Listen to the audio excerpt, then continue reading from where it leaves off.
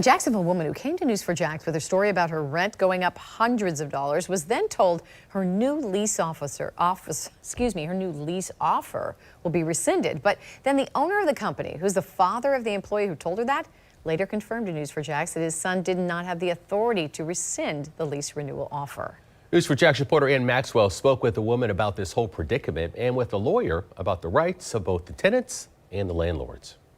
Kelsey Christ says she and her significant other moved into an apartment at Luxor Club on the south side in December of 2019 and hoped to stay there for a few years until they could buy a house. We are in the process of wanting to buy, but there's just not a house available. All day Thursday, she believed her apartment wouldn't be available to her either. She says she was told by management that her lease offer would be rescinded.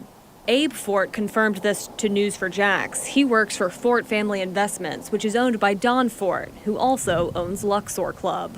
But Thursday evening, Don Fort told News4Jax his son Abe didn't have the authority to make that call. And he's looking to work something out with the couple and even help them find a new place. But Chris says she's suspicious.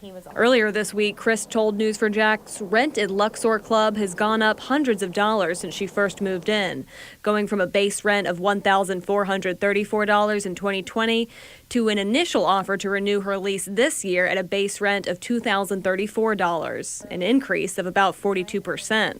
That doesn't include additional fees such as trash, pet, or storage. It seems like a lot of other families in the community that are going through the same thing right now, so it's very frustrating. Abe Fort told News4Jax that Chris lied, saying they'd offered her a $100 decrease in base rent in an effort to work with her. I never got, this would be the only thing that to me would say, hey, this is a legally binding agreement. I was never told that myself. They told my significant other that, but it was on a sticky note. The company says she never asked for it in writing, but she says she still wouldn't be able to afford the rent, even with a $100 discount.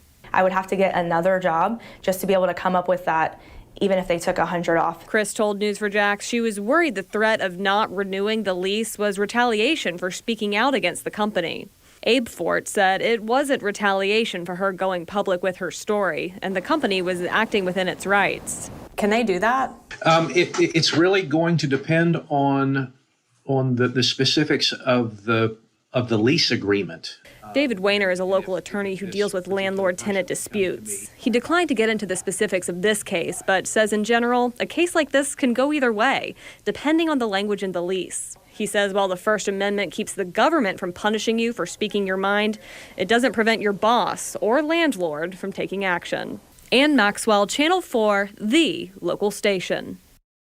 Fort Family Investment says inflation is driving up the costs and that rent prices vary daily with the market, just like airfare, they say. It says operating costs are up across the board from contract work to landscaping to maintenance.